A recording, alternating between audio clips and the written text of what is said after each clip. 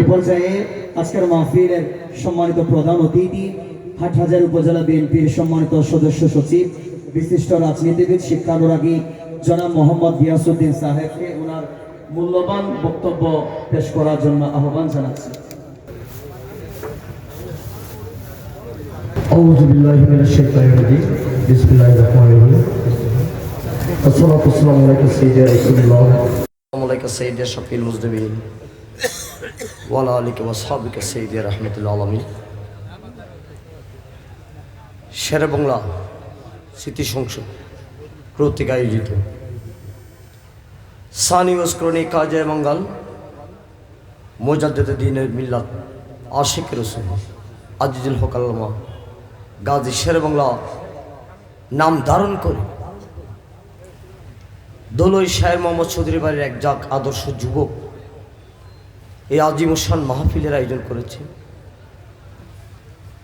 তাদেরকে আমি শ্রদ্ধা জানাতে, সম্মান জানাতে এসেছি একজন রাজনৈতিক কর্মী হিসেবে।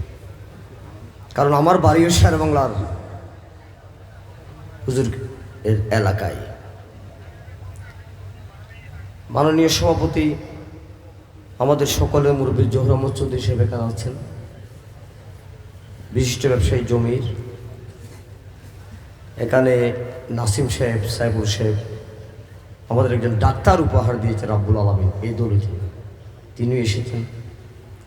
এখানে শাহেদ, হাকিম, সাদেক সহ এখানে অসংখ্য মান্যবর আমাদের মুরব্বীরা। দুজন শিক্ষক মঞ্চ আসে নাই, আমার সাথে আসছিল শফিউল আজম এবং রিপন জিয়া, এই দলের আদর্শ যুবক, দুজনে উচ্চশিক্ষিত, দুজনে শিক্ষক। নাজিরহাট কলেজের প্রতিষ্ঠাতা দহিত্র রবি চৌধুরী আসছে, কিন্তু মঞ্চ উঠে নাই, আমার সাথে আসছিল। আমি নামটা দিয়েছি এখানে প্রধান অতিথি, কিন্তু আমি সবসময় বলি আমি একজন রাজনৈতিক কর্মী। ওলামায়ে কেরামের প্রোগ্রামে রাজনৈতিক কর্মীদেরকে, চেয়ারম্যান, উপজেলা চেয়ারম্যানদেরকে অতিথি না করাই ভালো। কারণ আমরা এখানে শিখতে এসেছি, শুনতে এসেছি।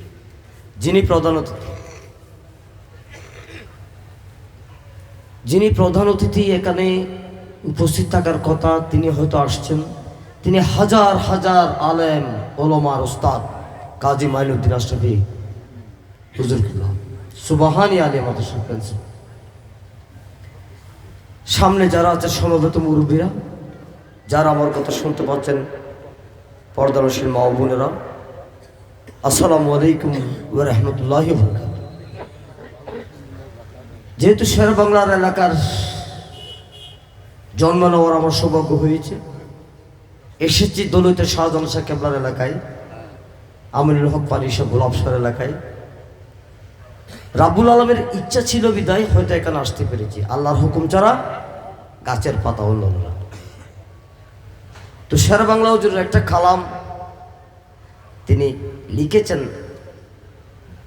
তিনি দিওয়ানে আজিজ লিখেছেন, ফতোয়ায়ে আজিজ লিখেছেন। তো দিওয়ানে আজিজের মধ্যে তিনি একটি লিখেছেন গাউসুল আজম আহমদুল্লাহ মেজভান্ডারীর শানে। গাউসুল আজম আশায়ে মেজভান্ডারী আছে রাগে উম্মতানে আহমেদী। তো গাউসুল আজম মেজভান্ডারীর কদমে হাজার কোটি সালাম পেশ করছি। হুজুর যখন, মাওলানা মাসুদ্দিন রেজভী যখন অনেক গুরুত্বপূর্ণ তিনি বয়ান করেছেন, তকরির করেছেন, আশিকে রসুল, নাতে রসুল পড়েছেন। আমরা এগুলো শুনে আমাদেরকে পরিশুদ্ধ হওয়ার চেষ্টা করতে হবে। আমাদের জীবনে যারা আমাদের ময়লাযুক্ত জীবন, আমরা যারা গুনাহগার আওয়াম, এই ওলামায়ে কেরামের হাক্কানি রব্বানি এদের নসিহতগুলো শুনে আমরা নিজেকে পরিশুদ্ধ করার চেষ্টা করি। সেই ধারাবাহিকতা আমরা আসছি। মহান রব্বুল আলামিন আমাদেরকে সেই পথে চলার তৌফিক দান করুন। তো আমিও মাঝে মাঝে ইচ্ছা করে কোথাও ওয়াজ মাহফিলে গেলে আমি মাঝে মাঝে নাচ শুনি, আবার বলতে ইচ্ছে করে। যেখানে আবার প্রাইমারি বিশ্ববিদ্যালয়ে বিসি থাকবে, সেখানে প্রাইমারি স্কুলের ছাত্র কথা বলতে পারে। তো মাহফিলের মধ্যে রাজনৈতিক কর্মী যারা আছে তারা কথা বলাটা শিখছে, সেরকম তাই বলি না। আমরা মানুষ আশরাফুল মাখলুকাত হিসেবে এসেছি, সৃষ্টির সেরা জীব, কুল্লু নাফসুন জায়গাতুল মউত, চলে যেতে হবে। যে কদিন বেঁচে থাকবো রাব্বুল আলামিন যাতে আমাদেরকে ভালো কাজ করার তৌফিক দান করে। তো হুজুর যেটা বলেছেন, তিনি থেমে দিতে যাচ্ছিলেন, আমি বললাম আল্লামা জামির একটু কালাম বলুন। তিনি বলেছেন, শুনলাম রুহের খোরাক হচ্ছে নাত রসুল। আমাদের জন্য যারা আশেকে রসুল হওয়ার চেষ্টা করি, তো নবীজির শানে যদি আমরা গুনাহগারের কলব দিয়ে, যদি আমাদের গুনাহগারের কণ্ঠ দিয়ে যদি নবীর শানে যদি একটি যদি শব্দ বের হয়, হয়তো আমাদের এটা গুনাহ মাফের উসিলা হতে পারে। ঠিক আছে কিনা? তো হুজুর একটা কথা বলেছেন, মাসুদ রেজভী নবীজিকে দিতে পারে দাতা, সেটা অনেকে মানতে চায় না। তা আমি সাথে সাথে হুজুরকে মনে করে দিলাম, আউয়াল ওয়াকের সব কিছু জানে, দেখে বইয়ে দেও করি, গায়েব কি খবর দেনওয়ালা। এরপরে সূরা ইয়াসিন, সূরা তোহার রেফারেন্সে হুজুর কথা বলেছেন নাতে রসুল। আমি একদিন যখন ওয়াজ শুনতেছিলাম, আরেক আলেম বললেন, আরশ, কুরসি, লৌহ, কলম সবকিছু আমার নবী নূর মুবারক থেকে সৃজন। তো সেই জন্য শায়ের যারা কালাম গায় পরে তারা বলে, আরশ, কুরসি, লৌহ, কলম সবই তো আপনার নূরে সৃজন, আকা সবই তো আপনার নূরে সৃজন। আপনি কোদার কুদরতের ভান্ডার, আপনি কোদার কুদরতের ভান্ডার, ইয়া রাসূলুল্লাহ ইয়া হাবিবাল্লাহ।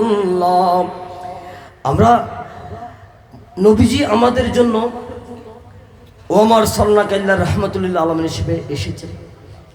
নবীজি হাজির নাজির, নবীজি সাইয়েদ কাসেম, এগুলো ওলামায়ে কেরাম থেকে শুনেছি। তো এখন আমি যদি দোয়া চাইতে দাঁড়াই, দেশে আইন নেই, শৃঙ্খলা নেই, পত্রিকা জ্বালিয়ে দিচ্ছে, মানুষকে ঘরে পুড়িয়ে হত্যা করছে, মানুষ টাঙ্গিয়ে পুড়িয়ে হত্যা করছে, লুট হচ্ছে, দেশ একটি বিভীষিকাময় অবস্থা।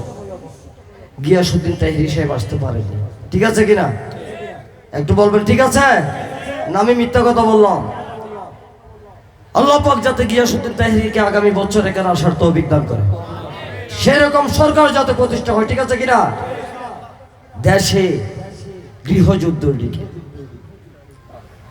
নাস্তিকের আর দুশ্মনের রাসূলরা ক্ষমতা দখল করার জন্য পাগল হয়ে গেছে। সুযোগ যখন পেয়েছি বললাম, শাহজালাল শাহর কদমে সালাম পেশ করে তাজিম দিয়ে, মুরব্বীরা আছে বলা দরকার, যুব সমাজ আছে বলা দরকার, তাই বলছি একজন রাজনৈতিক কর্মী দজ্জালের মতো নবরূপে দজ্জাল এখন বাংলাদেশে চলে এসেছে। এরা নাকি জান্নাতের টিকিট দিতে চায়, বলেন নাউজুবিল্লাহ। জান্নাতের মালিক তো আমার নবী, খাতামুন নবী, ইমামুল আম্বিয়া, শফিউল মুসলিমিন, রহমাতুল আলামিন, সরকার দু আলম, প্রিয় নবী হযরত মুহাম্মদ মুস্তাফা আহমদ মুস্তাফা সাল্লাল্লাহু তাআলা আলাইহি ওয়াসাল্লাম, ঠিক না? জান্নাতের সাবিউল্লাহ। যারা রাষ্ট্র ক্ষমতা দখলের জন্য, মসজিদ দখলের জন্য, ব্যবসা দখলের জন্য, ব্যাংক দখলের জন্য সেরকম দজ্জালের রূপ ধারণ করে যারা রাষ্ট্র ক্ষমতায় যাওয়ার জন্য জান্নাতের টিকিট বিক্রি করতেছে চায়, সেই আহম্মকদের বিরুদ্ধে আশিক রাসূল শেরে বাংলা স্মৃতি সংসদ দলইবাসীকে ঐক্যবদ্ধ হতে হবে, ভয় পেলে চলবে না। দেশ সংকট মুহূর্তে একজন মানুষ আসবে, যে মানুষটির জন্য সারা বাংলাদেশের মানুষ অপেক্ষা করছে, যে মানুষটি আসলে এই দেশে একজন গার্ডিয়ান পাবে, শৃঙ্খলা ফিরে আসবে, আইন শৃঙ্খলা বাহিনীর শৃঙ্খলা ফিরে আসবে, রাষ্ট্রকর্তা আমার শৃঙ্খলা ফিরে আসবে। সেই মানুষটার জন্য আমি দোয়া চাইতে পারি। তিনি হচ্ছেন স্বাধীনতার ঘোষক শহীদ রাষ্ট্রপতি জিয়াউর রহমানের সুযোগ্য সন্তান তারেক রহমান সাহেব। আগামী 25 তারিখ বাংলাদেশ আসবেন, মহান রব্বুল আলামিনের দরবারে ফরিয়াদ করবেন, মা বোনদেরকে বলবেন আল্লাহ পাক যাতে সরকারের দোয়া আলমের উসিলায় ওনাকে বাংলাদেশে সহি সালামত আসার তৌফিক দান করে। উনি না আসার জন্য ওই যে মুনাফিকের গোষ্ঠী ষড়যন্ত্র শুরু করে দিয়েছে। এখানে অনেক মুক্তিযোদ্ধারা আছে, অনেক সম্মানী ব্যক্তিরা আছে। তাই আমি ধলইবাসীর কাছে এখানে যারা আছেন আপনারা মা বোনদেরকে বলবেন মহান রাব্বুল আলামিন যাতে সরকারের দোয়া আলমের উসিলায় মৌলা আলী শেখ ইমাম হাসান হুসাইন হুজুর গাউস পাক গরিব নওয়াজ গাউসুল আজম মাইজ ভান্ডারী শাহজাহান শেখ কেবলার উসিলাই গোলাপ শাহ কেবলার উসিলাই যাতে তারেক রহমান সাহেবকে সহি সালামতে বাংলাদেশে এসে পৌঁছানোর তৌফিক দান করে। তিনি যাতে এদেশে সকল শ্রেণীর, সকল পেশা, সকল ধর্মের, সকল বর্ণের, সকল মানুষের জন্য একটি নিরাপদ বাংলাদেশ গড়ার জন্য আল্লাহ ওনাকে তৌফিক দান করে। যাতে দুশ্মনের রসুল থেকে এদেশ হেফাজত করে, যাতে আউলিয়া গ্রামের দুশ্মন থেকে এদেশের রাষ্ট্র ক্ষমতাকে রব্বুল আলামিন হেফাজত করে।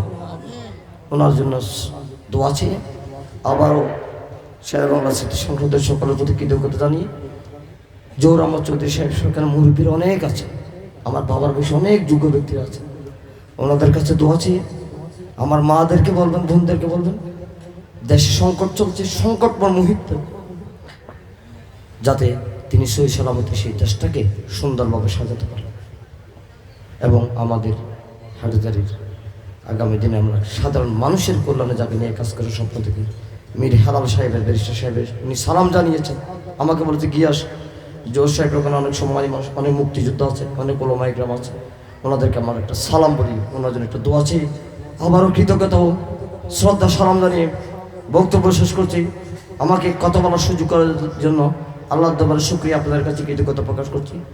তো যাওয়ার আগে সবাইকে নিয়ে একটা তাকবীর ধরতে চাই, আল্লাহর নাম নিয়ে তাকবীর ধরতে চাই। নারায়ে তাকবীর, নারায়ে তাকবীর, নারায়ে রিসালাত, নারায়ে রিসালাত, নারায়ে গাউসিয়া।